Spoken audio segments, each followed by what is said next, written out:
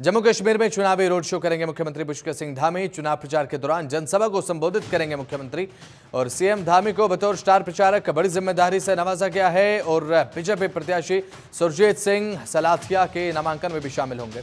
एक बड़ी जिम्मेदारी है स्टार प्रचारक की मुख्यमंत्री पुष्कर सिंह धामी के कंधों पर जम्मू कश्मीर विधानसभा चुनाव को लेकर। और एक स्टार प्रचारक के तौर पर ही मुख्यमंत्री पुष्कर सिंह धामी का आज जम्मू कश्मीर का दौरा रहने वाला है, काफी खास है। बीजेपी प्रत्याशी सुरजीत सिंह के नामांकन में भी शामिल होंगे। ये बड़ी खबर आपको बता रहे हैं। जम्मू कश्मीर में चुनावी रोड शो भी करेंगे मुख्यमंत्री पुष्कर सिंह धामी। तो चुनावी रोड शो रहेगा, साथ ही साथ एक जनसभा को भी बताया जा रहा है कि मुख्यमंत्री की तरफ से संबोधित किया जाएगा और बीजेपी प्रत्याशी के लिए प्रचार प्रसार करते नजर आएंगे मुख्यमंत्री पुष्कर सिंह धामी। यह बड़ी खबर आपको बता रहे हैं। निसार अहमद हमारे संवाददाता हमारे साथ लाइव जुड़ चुके हैं इस खबर पर ज्यादा अपडेट्स और जानकारी के लिए। निसार, मुख्यमंत्री पुष्कर सिंह धामी एक स्टार प्रचारक की तरह जम्मू कश्मीर के दौरे पर किस समय क्या कार्यक्रम, विस्तार से जानकारी। निसार, बीजेपी के स्टार कैंपेनर है एक के बाद एक जम्मू कश्मीर का दौरा कर रहे हैं। यहाँ पे जो बीजेपी के कैंडिडेट्स है उनके जो इलेक्शन कैंपेन्स है उनमें हिस्सा ले रहे हैं। तो आज जो पुष्कर सिंह धामी है उत्तराखंड के सीएम है, आज वो 11 बजे सांबा पहुंचेंगे, जहाँ पे वो एक बड़े जो रोड शो होगा उसमें हिस्सा लेंगे और जो वहाँ पे लोग जो बीजेपी के कार्यकर्ता है उनसे भी मुलाकात करेंगे। और 11 बजे वो नानक चौक में एक जो अवामी इज्तिमा होगा उससे खिताब करेगा। और 2 बजे के करीब जो सुरजीत सिंह सलाथिया जो बीजेपी की टिकट पे वहां से कंटेस्ट कर रहे हैं वो आज नॉमिनेशन पेपर भी फाइल करेंगे और इसमें भी हिस्सा लेंगे। तो इस तरह से अगर देखा जाए तो कश्मीर खिते की तरफ अभी जो कम निगाह है बीजेपी की है, लेकिन उसकी जो उनका जो पूरा फोकस है वो जम्मू खिते पे है। क्योंकि इससे पहले बार भी जो राजनाथ सिंह और अमित शाह भी आए थे, उन्होंने जो जम्मू का दौरा किया, जम्मू के कई इलाकों का दौरा किया। जम्मू में जिस तरह से जो बीजेपी के जो नामजद कैंडिडेट है उनके जो रोड शोज है, उनके जो इलेक्शन कैंपेन्स है उनमें हिस्सा लिया। तो आज जो उत्तराखंड के सीएम आ रहे हैं जो पूरी तरह से वहाँ पे सांबा में जिस तरह से जो अवामी इज्तिमा उससे खिताब भी करेंगे और रोड शो में भी हिस्सा लेंगे और इलेक्शन कैंपेन में भी हिस्सा लेंगे। और पूरी तरह से वाजिया तौर पर जो बीजेपी का जो मैनिफेस्टो है जो हाल ही में जारी हुआ है वो भी आवाम तक पहुंचाने की कोशिश करेंगे। और गौरतलब बात है कि जिस तरह से जो वहां से जो कंटेस्टेंट कैंडिडेट है जो सलाथिया है वो पुरजोश है, उन्होंने वहां पे एक पूरी तरह से जो आवाम है उनसे इल्तिजा किया, उनसे रिक्वेस्ट की है कि इस कैंपेन में हिस्सा ले, इस रोड में हिस्सा ले। और आज 2 बजे वो वहां पे जो अपना जो नॉमिनेशन पेपर है वो भी सबमिट करने जा रहे हैं। और जिस तरह से जो पुष्कर सिंह धामी वो भी उनके हमरा रहेंगे और तवक्का की जाती है कि लोग वहां पे भारी तादाद में मौजूद होंगे और वो रोड शो में भी हिस्सा लेंगे और इलेक्शन कैंपेन में भी हिस्सा लेंगे। जी बिल्कुल, मुख्यमंत्री पुष्कर सिंह धामी जहां भी एक स्टार प्रचारक के तौर पर जाते हैं निसार, क्योंकि भारतीय जनता पार्टी के बड़े नेता हैं, उत्तराखंड के मुख्यमंत्री के तौर पर उनकी पहचान और स्टार प्रचारक के तौर पर भारतीय जनता पार्टी की तरफ से अक्सर उन्हें चुनावी मैदान में उतारा जाता है प्रचार प्रसार को लेकर और बीजेपी कैंडिडेट्स को लेकर प्रचार प्रसार करते नजर आते हैं। एक प्रचार प्रसार को एक नया दम बल मिलता हुआ नजर आएगा भारतीय जनता पार्टी के खेमे में, कार्यकर्ताओं में जोश देखने को मिलेगा इस दौरान। निसार जी, यकीनी तौर पर अगर देखा जाए तो जिस तरह से बीजेपी ने पिछले कई सालों से खासकर जम्मू खिते में जो कैंपेन का आगाज किया है और डेवलपमेंट के काम भी बहुत सारे किए हैं, लेकिन जिस तरह से जो स्टार कैंपेनर जम्मू कश्मीर का दौरा कर रहे हैं खासकर जम्मू खिते और पीर पंचाल में, जिस तरह से उनका जो मैनिफेस्टो घर घर तक पहुंचाने की कोशिश कर रहे हैं, चाहे बड़ा जितने भी जो नेता जम्मू कश्मीर का दौरा कर रहे हैं उनमें खासकर अमित शाह, राजनाथ सिंह और पुष्कर सिंह धामी लगातार 2001 से लेकर आज तक वो उत्तराखंड के चीफ मिनिस्टर भी रह चुके हैं। दिग्गज नेता और सीनियर लीडर माने जाते हैं और बीजेपी का जो मैनिफेस्टो है वो यही कोशिश कर रहे हैं कि जो जम्मू कश्मीर के लोग वो अपनाए, वो उस पर अमल करे और बीजेपी के हक में अपना ताउन दे, वोट दे। और इस तरह से अगर देखा जाए तो पूरी तरह से जो कश्मीर खिते की भी जो बीजेपी क़यादत है वो आज सुबह से ही सांबा की तरफ रवां दवा होते हुए नजर आ रहे हैं, क्योंकि यहाँ पे एक बड़ा कैडर बीजेपी का भी बनता जा रहा है जो गाड़ियों में, जो छोटी गाड़ी में, बड़ी गाड़ी में सांबा की तरफ जाते हुए दिखाई दे रहे थे। जो इस जो रोड शो वहां पे मुनक़द होने जा रहा है उसका हिस्सा बनने के लिए भरपूर मेहनत कर रहे हैं और भरपूर तादाद में लोग सांबा की तरफ जाते हुए नजर आ गए हैं। लेकिन जिस तरह से अगर देखा जाए तो जो पुष्कर सिंह धामी जिस तरह से उन्होंने वाज़ेह तौर पर यह बताया था कि जो बीजेपी का मैनिफेस्टो आया था हाल ही में जो आया है वो जम्मू कश्मीर के लोगों के हित के लिए है, लोगों के जम्मू कश्मीर की डेवलपमेंट के लिए बेहतर है। और पूरी तरह से उन्होंने ये वाज़ेह पैगाम भी दिया है। इससे पहले भी जिस तरह से जो बीजेपी का मैनिफेस्टो आया पूरी तरह से ये वाज़ेह पैगाम उससे दर्ज किया गया है कि अब जम्मू जम्मू कश्मीर में जो इस तरह से जो अगली हुकूमत होगी वो इसका बीजेपी किसी न किसी तरह से उसका हिस्सेदार होगी। और पुष्कर सिंह धामी जो इस पर्पज के लिए जम्मू कश्मीर का दौरा कर रहे हैं, खासकर जम्मू सांबा का, जहाँ पे वो एक बड़े और दिग्गज नेता, दिग्गज कैंडिडेट जो है बीजेपी की तरफ से, उसके रैली में शिरकत करेंगे और जो उसका वहाँ पे रोड शो होगा उसमें भी हिस्सा लेंगे और जो उसका जो नॉमिनेशन पेपर सबमिट करने हैं उसका भी हिस्सा, उसमें भी हिस्सा लेंगे। और पूरी तरह से लोगों का जो वलवला, लोगों का जो जोश वहाँ पे पूरी तरह से जाहिर होगा और लोग जिस तरह से जो बीजेपी का मैनिफेस्टो हो उसको पूरी तरह से अपनाने की कोशिश करेंगे। जी बिल्कुल, यहाँ पर संकल्प पत्र भारतीय जनता पार्टी की तरफ से जो जारी किया गया था, तमाम दावे उसमें किए गए थे। और निसार, अगर बात करें भारतीय जनता पार्टी के बड़े नेताओं की तरफ से, भारतीय जनता पार्टी के बड़े नेताओं को इस चुनावी प्रचार में उतारा गया है। बात मुख्यमंत्री पुष्कर सिंह धामी की करें तो एक बड़ा व्यक्तित्व है, लेकिन भारतीय जनता पार्टी के सामने जो एक चुनौती है वो नेशनल कॉन्फ्रेंस और कांग्रेस का गठबंधन भी है। इसलिए भी भारतीय जनता पार्टी के जो तमाम बड़े नेता हैं जम्मू कश्मीर में इस समय डेरा डाले हुए हैं। बात मुख्यमंत्री पुष्कर सिंह धामी की करें, रिवाज बदलने के लिए जाने जाते हैं, उत्तराखंड में रिवाज बदला, 2 बार अपनी सरकार बनाई। एक ये मैसेज भी देना चाहेंगे, क्योंकि जब 2014 में सरकार पीडीपी के साथ थी, उसके बाद एक बड़ा चैलेंजिंग होगा खुद को रिवर्स करना जम्मू कश्मीर में। निसार जी, यकीनी तौर पर इसमें कोई शक नहीं है कि चैलेंजेस काफी है, लेकिन जिस तरह से 2019 के बाद यहाँ पे जम्मू कश्मीर में जो सियासी तब्दीली आ गई है, खासकर कश्मीर खिते में जिस तरह से जो बीजेपी ने अपना पॉलिटिकल कैडर यहाँ पे काफी हद तक मजबूत किया है, उन्होंने काफी अच्छे काम भी किए हैं कि जिस तरह से जम्मू कश्मीर में, खासकर कश्मीर खिते में जो बीजेपी काफी कमजोर मानी जाती थी, लेकिन 2019 के बाद काफी हद तक तब्दीली आई है। इस तरह से कश्मीर खिते में जिस तरह से आज बीजेपी ने पूरे जो नॉर्थ, साउथ और सेंट्रल कश्मीर में जिस तरह से कैंडिडेट का जो इंतखाब किया है, कैंडिडेट जिस तरह से नामजद किए हैं, बड़े बड़े चेहरे भी सामने आ गए हैं, जिसमें कई ऐसे नेता भी है जो पहले कांग्रेस से ताल्लुक रखते थे या नेशनल कॉन्फ्रेंस या पीडीपी के साथ, लेकिन उनका एक मजबूत पॉलिटिकल कैडर माना जाता है। लेकिन अगर कोई जम्मू खिते की बात की जाए तो जम्मू खिते में बेशक जो बीजेपी है वो काफी मजबूत मानी जाती है। जो इस तरह से यहाँ पे लोकसभा इंतखाबात हुए थे, लोकसभा इंतखाबात में बीजेपी के 2 कैंडिडेट वहां से नामजद हुए हैं, पार्लियामेंट मेंबर बने हैं। लेकिन जम्मू खिते में अगर से देखा जाए तो काफी स्ट्रॉन्ग जो पोजीशन है भाजपा की, और कश्मीर खिते में अगर से कमजोर थी, लेकिन 2019 के बाद उनकी यहाँ पे काफी हद तक मजबूती हासिल हुई है, काफी अच्छा उनका पॉलिटिकल कैडर भी बन गया है। और पूरी तरह से जो जम्मू कश्मीर में इस वक्त जो सियासी ग्राफ इससे 2019 के बाद काफी हद तक तब्दील भी हुआ है। लेकिन जिस तरह से जो शिकार कंपेनियर बीजेपी की तरफ से जो जम्मू कश्मीर का बार बार यहाँ पे वक्तन फवक्तन दौरा कर रहे हैं, जमीनी सतह पर इसका गहरा असर भी पड़ सकता है, क्योंकि जितने भी चेहरे अभी तक जम्मू कश्मीर का दौरा कर चुके हैं, अमित शाह, राजनाथ सिंह या फिर पुष्कर सिंह धामी जो सीएम भी जो इस वक्त सीएम है उत्तराखंड के, उसका भी एक इफेक्ट यहाँ पे जमीनी सतह पर हो सकता है, जिसका क्रेडिट यहाँ पे जो बीजेपी की जो कयादत है, बीजेपी की जो कैंडिडेट है, उनको जमीनी सतह पर यहाँ पे उनका फायदा हो सकता है। जी चलिए, ठीक है, बहुत बहुत शुक्रिया निसार, अपनी नजर बनाकर रखिएगा, समय समय पर जानकारी आपसे लेते रहेंगे। फिलहाल बहुत बहुत शुक्रिया आपका निसार।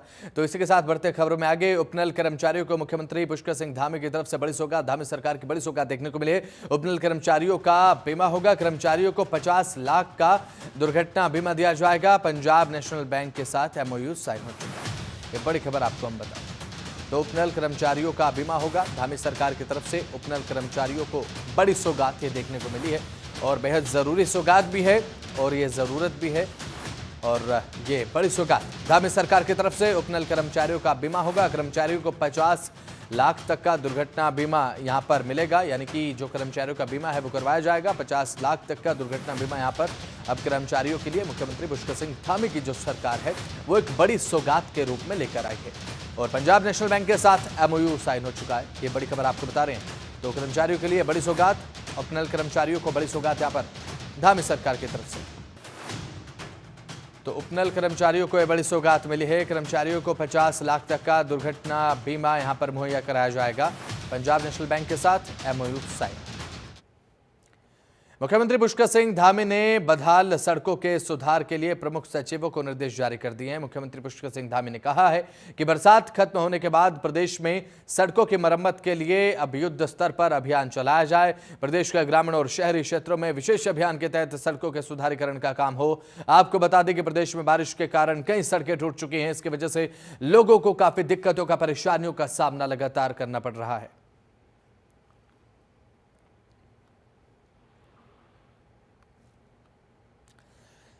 तो यहां पर बारिश की वजह से जो सड़कें टूटी हैं, जो सड़कें बदहाल हो चुकी हैं, हाल बदहाल हैं, उनके मरम्मत के कार्य को लेकर यहां पर मुख्यमंत्री पुष्कर सिंह धामी की तरफ से यह बैठक की गई है और साथ ही निर्देश दिए गए हैं कि युद्ध स्तर पर अभियान चलाया जाए ताकि लोगों की परेशानी तुरंत हल हो। कांग्रेस नेता और पूर्व केंद्रीय मंत्री सुशील कुमार शिंदे के बयान पर मुख्यमंत्री पुष्कर सिंह धामी ने कहा है कि जम्मू कश्मीर में अनुच्छेद 370 हटाए जाने के बाद कश्मीर जाने वाले लोगों की संख्या में वृद्धि हुई है और सुशील कुमार शिंदे के बयान से ही अब आप कश्मीर में तब और अब के हालात में अंतर कर सकते हैं। आज पूरी दुनिया ये देख रही है कि कश्मीर शांत है, कश्मीर में एक शांति देखने को मिल रही है। जम्मू कश्मीर में विधानसभा चुनाव के लिए प्रचार करने पर मुख्यमंत्री पुष्कर सिंह धामी ने कहा, कश्मीर के लोगों ने देखा है कि राज्य को आतंकवाद में किसने धकेला और आज क्या हालात हैं। कांग्रेस आरक्षण खत्म करने की बात कर रही है क्योंकि उनका नेशनल कॉन्फ्रेंस के साथ गठबंधन है। के कारण से आज नया कश्मीर खड़ा। कश्मीर के अंदर जब से धारा 370 समाप्त हुई है, कश्मीर के अंदर लोगों का आवागमन बढ़ा है, वहाँ का पर्यटन बढ़ा है, हर प्रकार से समृद्धि हुई है। और जब सुशील कुमार शिंदे गृह मंत्री रहते हुए उनके विचार सबके सामने आ गए हैं तो स्वयं अंदाजा लगा सकते हैं कि इनके समय में कश्मीर कैसा था और आज कश्मीर कैसा हो गया। आज पूरी दुनिया देख रही है कि आदरणीय प्रधानमंत्री मोदी जी के नेतृत्व में कश्मीर बदल गया है, कश्मीर शांत हो गया है। अलगाववादी, जिहादी, आतंकवादी ये बिल्कुल समाप्ति की ओर है। निश्चित रूप से नया भारत है और धारा 370 इसमें समाप्त होना उसकी बहुत बड़ी भूमिका है, जिसके कारण से आज नया कश्मीर खड़ा हो गया है। नहीं, मैं वहाँ कश्मीर के अंदर जो हालात हुए हैं, आज कश्मीर की जनता उसको समझ भी रही है और हम लोग भी उनको सब जो बातें जो हुई हैं, जो आदरणीय प्रधानमंत्री जी के नेतृत्व में कश्मीर के अंदर विकास बढ़ा है, अमन चैन शांति बढ़ी है, हर प्रकार से लोगों के लिए आज अनेक रास्ते विकास के खुले हैं। तो वह सब बातें चुनाव के मुद्दे भी हैं और कश्मीर की जनता ने देखा है 30 सालों तक किन्होंने कश्मीर को जो है पीछे धकेलने का काम किया है। कहीं न कहीं वो आरक्षण भी समाप्त करना चाहते हैं, जो नेशनल कॉन्फ्रेंस का जो मुद्दा है, चूंकि उनके साथ उनका गठबंधन है। तो इसी बीच एक बड़ी खबर आपको बता दें, आज से कांग्रेस की केदारनाथ प्रतिष्ठा यात्रा अब शुरू हो रही है। ये बड़ी खबर आपको बता रहे हैं, भैरव मंदिर में यात्रा का समापन किया जाएगा। केदारनाथ में आपदा के चलते यात्रा करनी पड़ी थी स्थगित, ये बड़ी खबर आपको बता दें। और कांग्रेस की केदारनाथ प्रतिष्ठा रक्षा यात्रा का दूसरा चरण आज से शुरू होगा और यात्रा केदारनाथ धाम तक जाएगी। वहां पर पूजा अर्चना के साथ भैरव मंदिर में यात्रा का समापन किया जाएगा। आपको बता दें कि केदारनाथ धाम में आपदा के चलते कांग्रेस को अपनी ये यात्रा स्थगित करनी पड़ी थी, लेकिन अब जब हालात एक बार फिर से सामान्य हो चुके हैं, अब पार्टी ने आज से अपनी यात्रा दोबारा शुरू करने का निर्णय लिया है। हरीश खनेडा हमारे संवाददाता ज्यादा जानकारी के साथ हमारे साथ लाइव जुड़ चुके हैं। हरीश, फिलहाल कांग्रेस की इस यात्रा को लेकर क्या कुछ ताजा अपडेट है?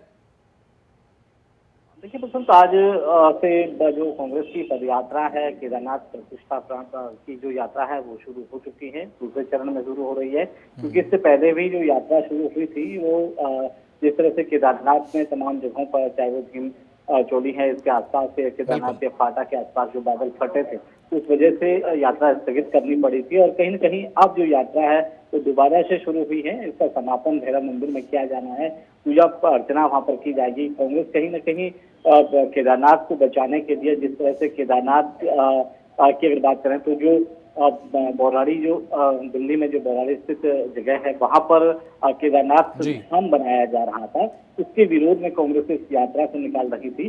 और लगातार आज की अगर बात करें तो हालांकि अब जो मंदिर जो समिति है उसने भी जो अपना फैसला है वापस लिया है। हालांकि अभी भी उसमें काम जरूर चल रहा है, लेकिन जहां तक अगर बात करें तो केदारनाथ को बचाने के लिए, केदारनाथ प्रतिष्ठा को बचाने के लिए ये यात्रा निकाली जा रही है। कांग्रेस के प्रदेश अध्यक्ष करण मारा है, उनके नेतृत्व में ये यात्रा निकाली जा रही है। सैकड़ों की संख्या में जो लोग हैं, खासतौर पर जो कांग्रेसी हैं, कांग्रेस के नेता हैं, बड़े दिग्गज नेता हैं, वो भी इस यात्रा में शामिल हो रहे हैं। और निश्चित तौर पर जिस तरह से अगर हम बात करें तो आपदा को ध्यान में रखते हुए ये यात्रा स्थगित करनी पड़ी थी और अब फिर से ये यात्रा आज से प्रारंभ हो रही है। और उसके बाद ये, क्योंकि यात्रा रुद्रप्रयाग तक पहुंच चुकी थी और अब ये फाटा होते हुए तमाम जगहों से, तमाम पड़ाव से केदारनाथ पहुंचेगी, जहाँ पर भैरव मंदिर में इसका समापन किया जाएगा। जी बिल्कुल। अभी फिलहाल केदारनाथ प्रतिष्ठा रक्षा यात्रा कांग्रेस की तरफ से निकाली जा रही है। हरीश, इसके इतर बात करें तो हरीश रावत भी अक्सर पद यात्राओं पर रहते हैं, देखने को मिलता है। पहले के मुकाबले उत्तराखंड में विपक्ष ज्यादा प्रखर मुखर तरीके से यहां पर सरकार की घेराबंदी कर रहा है और उनमें से ये केदारनाथ प्रतिष्ठा रक्षा यात्रा भी उसका एक उदाहरण मानते हैं आप हरीश?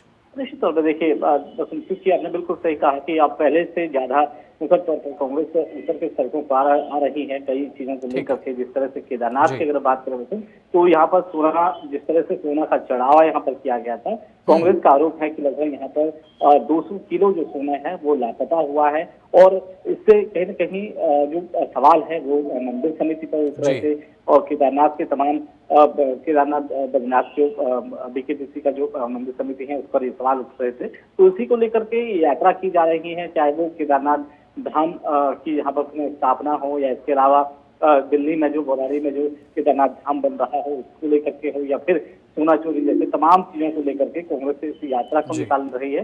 और कई मुद्दे इसमें रहने वाले हैं, जनता से रूबरू हो रही है तमाम जगह पर पहुंचकर, क्योंकि ये यात्रा हरिद्वार से शुरू हुई थी और अब ये केदारनाथ में जाकर फिर से समापन इसका किया जाएगा। चलिए ठीक है हरीश, लगातार बने रहिए आप हमारे साथ, लगातार जानकारी में आपसे ले रहे हैं। तो वहीं ये भैरव मंदिर पर यह यात्रा कांग्रेस के समापन होगी। और इसी के साथ एक और बड़ा अपडेट, एक बड़ी खबर आपको बता दें, उत्तराखंड में 4 दिन भारी बारिश के आसार जताए गए हैं। देहरादून समेत 11 जिलों में बारिश का रेड अलर्ट दिया गया है। उधम सिंह नगर, चंपावत, पौड़ी, हरिद्वार में अलर्ट जारी किया गया है। कई जिलों में स्कूल बंद रहेंगे और साथ ही देहरादून, बागेश्वर, नैनीताल में भारी बारिश की संभावना जताई गई है। यात्रा पर आने वाले लोगों को अलर्ट रहने की सलाह भी यहां पर दी गई है। ये बड़ी खबर आपको बता रहे हैं। तो मौसम को लेकर यहां पर अलर्ट जारी किया गया है। तेज बारिश के आसार लगातार बने हुए। देहरादून, बागेश्वर, नैनीताल में भारी बारिश की संभावना यहां पर देखने को मिली है। और साथ ही साथ अब कई जिलों में स्कूल बंद रखने के भी यहां पर निर्णय लिया गया है, क्योंकि अब ऐसे में देखने को मिलता है जब तेज बारिश होती है, जल भराव, जल जमाव के चलते बच्चों को परेशानियों का सामना करना पड़ता है। बच्चे कभी कभी चोटिल हो जाते हैं, इस तरीके की तमाम खबरें देखने को मिलती हैं। वो ना हो इसीलिए स्कूलों को बंद रखने को लेकर निर्णय लिया गया है और 11 जिलों में ये बारिश का रेड अलर्ट दिया गया। ज्यादा जानकारी के साथ हमारे संवाददाता हरीश खनेड़ा हमारे साथ लाइव जुड़े हुए हैं अपडेट्स के साथ। हरीश, यहां पर बताया जा रहा है कि देहरादून समेत 11 जिले जहां पर बारिश को लेकर रेड अलर्ट जारी किया गया, क्या क्या एहतियात के तौर पर कदम प्रशासन की तरफ से उठाए गए हैं? जल निकासी को लेकर क्या ताजा अपडेट आपके पास? देखिए बसंत, जिस तरह से उत्तराखंड की अगर बात करें, उत्तराखंड मौसम विभाग की तरफ से, मौसम विज्ञान केंद्र की तरफ से एक अलर्ट यहाँ पर जारी हुआ है, जो अगले 4 दिनों तक भारी बारिश की चेतावनी तमाम जगहों पर दी गई है, खासतौर पर पहाड़ी और मैदानी क्षेत्रों में। यानी कि कुल मिलाकर के 11 जिलों में जो है बारिश होने की संभावना है। इसमें कहीं न कहीं जो तमाम जगहों पर बिजली चमकने और तेज बारिश होना, भारी से भारी बारिश होना, इसके अलावा जलभराव की स्थिति भी बन सकती है। इसी को ध्यान में रखते हुए कई जिलों के जो जिलाधिकारी हैं, देहरादून में भी जो कक्षा 1 से लेकर के कक्षा 12वीं तक की जो छुट्टी का आदेश जारी हुआ है, इसके अलावा हम तमाम उन पड़ावों की बात करें, तमाम उन जगहों की बात करें, चाहे वो मैदानी हो चाहे पहाड़ी इलाके हो, वहां पर भी भारी बारिश को लेकर के तहसील से लेकर के चौकी इंचार्ज से लेकर के चौकी थाना प्रभारी सभी को यहाँ पर एहतियात बरतने के लिए कहा गया है और सभी को अलर्ट रहने के लिए कहा गया है। जो दस्ता है, खासतौर पर जो आपदा से जुड़े दस्ता है, उनको भी सतर्क रहने के लिए कहा गया है। एनडीआरएफ, एसडीआरएफ के साथ साथ जो स्थानीय प्रशासन है उसको भी मुस्तैद रहने के लिए कहा गया है, क्योंकि भारी बारिश की चेतावनी है, क्योंकि अब मानसून अपने अंतिम चरण पर है, सितंबर का माह है। ऐसे में तमाम उन जगहों की अगर बात करें जहाँ पर आपदा जैसी स्थिति देखी जाती है, जैसे कि चमोली है, उत्तरकाशी है, इसके अलावा रुद्रप्रयाग है, इन जिलों में खासतौर पर निगरानी बनाई जा रही है, ताकि जो इस समय जो चारधाम यात्रा भी चल रही है, हालांकि बहुत ज्यादा उत्साहित तरीके से यह चारधाम यात्रा नहीं है, लेकिन कहीं न कहीं उन जो यात्री यहाँ पर पहुंच रहे हैं उनको सुरक्षित रखना भी कहीं न कहीं बड़ी जिम्मेदारी सरकार और प्रशासन की है। इन सभी चीजों को ध्यान रखा जा रहा है। दूसरी तरफ जो निचले इलाके हैं, खासतौर पर नदी किनारे रहने वाले लोग हैं, उनको भी सावधान रहने के लिए कहा गया है। और आज की अगर बात करें तो आज नैनीताल और इन जगहों पर नैनीताल, चमोली, रुद्रप्रयाग, पौड़ी, टिहरी और देहरादून में भारी बारिश की चेतावनी दी गई है। लगातार सुबह से ही बारिश देहरादून में हो रही है। इसके अलावा पहाड़ी क्षेत्रों में भी लगातार बारिश देखी जा रही है और जो नदी का जो जलस्तर है वो खतरे के निशान से ऊपर बह रहा है। हालांकि कोई समय आपदा जैसी स्थिति अभी फिलहाल नहीं है, लेकिन कहीं न कहीं जो मुस्तैदी है वो देखी जा रही है। जिला प्रशासन को सतर्क रहने के लिए कहा गया है। जी चलिए ठीक है, बहुत बहुत शुक्रिया हरीश जुड़ा, महत्वपूर्ण जानकारी आपने साझा की, बहुत बहुत शुक्रिया आपका। तो चलिए इसके साथ बढ़ते हैं खबरों में आगे, बात करते हैं चारधाम यात्रा को लेकर। चारधाम यात्रा में एक बार फिर से रौनक लौटने लगी है। बद्रीनाथ धाम में अभी तक 9,49,000 श्रद्धालु दर्शन कर चुके हैं और साथ ही साथ आगामी दिनों में यात्रियों की संख्या और ज्यादा बढ़ने की उम्मीद जताई जा रही है। अभी बद्रीनाथ धाम में रोजाना अगर बात करें तो 3,000 से ज्यादा श्रद्धालु पहुंच रहे हैं।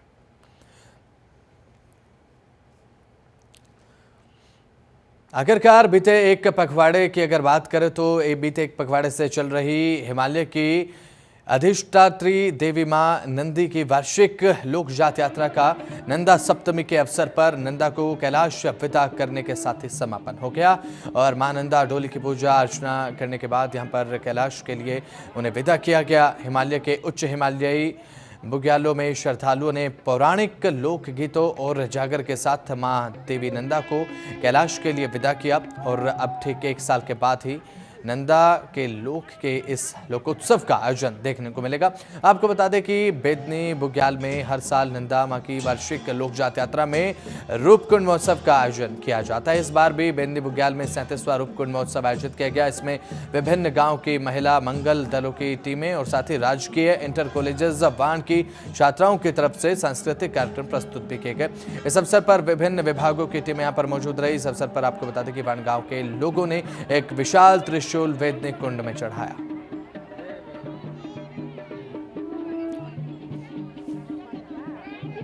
प्रयाग से पिछले 6 सालों से लोक जात यात्रा में अपने छोटा शिविर लगाता हूं यात्रियों की सेवा के लिए। यही कि बड़ी यात्राओं में तो प्रशासन व्यवस्था करता है स्वास्थ्य सेवा की। छोटी यात्राओं में कोई व्यवस्था रहती नहीं है। ये 1-2 बार मैं आया, देखा मैंने लोगों को परेशान, तो इसलिए मैं अपने पास फर्स्ट एड लेके आता हूँ, छोटी सेवा देने की कोशिश करता हूँ अपनी तरफ से। कल से लोक जात यात्रा में आज ही हम देख रहे हैं कि 10,000 लोग लगभग यहाँ पहुँच चुके हैं और यहाँ पर जो है काफ़ी परेशानियों का सामना करना पड़ रहा है। समिति के पास इतनी व्यवस्थाएं नहीं हैं। तो आने वाले 2026 में जब बड़ी नंदा राजजात यात्रा होगी तो लगभग यहाँ पे 10 से लेकर 12 लाख लोग यहाँ पे आएंगे। तो उनके लिए जो है यहाँ पर व्यवस्थाएं नहीं हैं। मैं अपनी सरकार से निवेदन करता हूँ, गुजारिश करता हूँ कि यहाँ की सड़कें अच्छी कर दी जाए, यहाँ पेयजल अच्छा कर दिया जाए, यहाँ पर रहने की व्यवस्थाएं अच्छी कर दी जाए और वन विभाग से यहाँ पर रहने की जो है अच्छी व्यवस्था कर दी जाए। हरिद्वार के ज्वालापुर कोतवाली क्षेत्र में ज्वेलर्स की दुकान में दिन दिहाड़े हुई लूट की वारदात के बाद जिले भर में पुलिस ने अब सघन चेकिंग अभियान तेज कर दिया है। वरिष्ठ पुलिस अधीक्षक परमिंद्र डोभाल ने अब जिले के सभी थाना और चौकी प्रभारियों को विशेष दिशा निर्देश दिए हैं। पुलिस अब गली मोहल्लों में रहने वाले लोगों का सत्यापन अभियान भी चला रही है। इसके साथ ही सड़कों पर उतरकर संदिग्ध व्यक्तियों से पूछताछ और वाहनों की चेकिंग भी लगातार जारी है।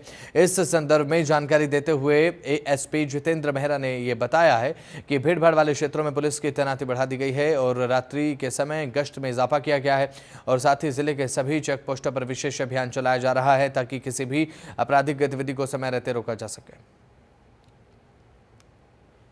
संदिग्ध लोगों को चेक कर रहे हैं और अलग अलग तरह के चेकिंग अभियान चलाए जा रहे हैं। जैसे बैंकिंग, फाइनेंशियल इंस्टीट्यूट में हमारे सीसा के चेक वाले जाते हैं, थानेदार जाते हैं, फिर हम भी क्रॉस चेक करने जाते हैं, ज्वेलरी शॉप पे भी जाते हैं। इसके अलावा रात्रि गश्त कर रहे हैं, मॉर्निंग गश्त कर रहे हैं। जो मॉर्निंग वॉक पे जाते हैं उनको भी जागरूक किया जाता है। तो पुलिस की प्रेजेंस को दिखाया जा रहा है और पहले भी होती थी, अभी थोड़ी और ज़्यादा हो रही है ताकि लोगों को विश्वास रहे। और हमारे एसएचओ, बीट कांस्टेबल्स और हम खुद जाते हैं, सत्यापन अभियान भी चलाया जा रहा है। तो ये काफ़ी व्यापक लेवल पे चलाया जा रहा है, अलग अलग तरह के लोगों को सत्यापित किया जा रहा है। इसके अलावा हम काफ़ी चालान कर रहे हैं मोटर व्हीकल एक्ट के भी, और जो शराब पी के आते हैं उन सबका बिना नंबर प्लेट, बिना हेलमेट, ट्रिपल राइडिंग, अलग अलग तरीके के हम चालान कर रहे हैं। और इसके साथ ही कहीं ना कहीं एक तरह से जागरूकता भी हम के घंटाघर के तारे और पैनल चोरी होने के मामले को लेकर पुलिस जांच में जुटी हुई है और पुलिस जांच में बड़ा खुलासा हुआ है। दरअसल पुलिस की जांच में पता चला है कि घंटाघर से कोई भी सामान चोरी नहीं हुआ है। इसके बाद इस मामले में लाइन हाजिर किए गए चौकी इंचार्ज की भी चौकी में वापसी हो गई है और साथ ही एसएसपी अजय सिंह ने बताया कि मौके पर कोई चोरी की वारदात हुई ही नहीं, बल्कि पावर सप्लाई से जुड़े तार काटे गए। और बताया जा रहा है कि इस घटना में मुकदमा मंगलवार रात को दर्ज किया गया। आपको बता दें कि घंटाघर पर घड़ी और फवारे कई दिन से बंद थे। इसके बाद ये पूरा मामला शहर में एक चर्चा का विषय बना हुआ था और कई दिन पहले इस मामले में नगर निगम ने मंगलवार को शहर कोतवाली में चोरी का केस दर्ज करवाया था। इसके बाद एसएसपी अजय सिंह को अब धारा चौकी इंचार्ज हर्ष अरोड़ा को वायरलेस सेट पर आदेश करते हुए लाइन हाजिर कर दिया गया था और साथ ही साथ इस प्रकरण की जांच सीओ सिटी नीरज सेमवाल को सौंपी गई थी। इसके बाद उन्होंने बुधवार को नगर आयुक्त संग घंटाघर का निरीक्षण किया। इस दौरान सामने ये आया कि मौके पर पावर और अन्य सप्लाई से जुड़ी वायर काटी गई। शाम को धारा चौकी पर नगर निगम के अधिशासी अभियंता द्वारा एक शिकायत दी गई थी, जिसमें यह बताया गया था कि घंटाघर पर जो सुई है उस पर कहीं ना कहीं छेड़छाड़ करके कुछ सामान ऐसा किया गया जिससे कि वहां पर घड़ी भी रुक गई है और उसकी संभावना, चोरी होने की संभावना व्यक्त की गई थी। इसके आधार पर तो चलिए फिलहाल उत्तराखंड की बात में मेरे साथ इतना ही। आप बने रहें, देखते रहें जनतंत्र टीवी।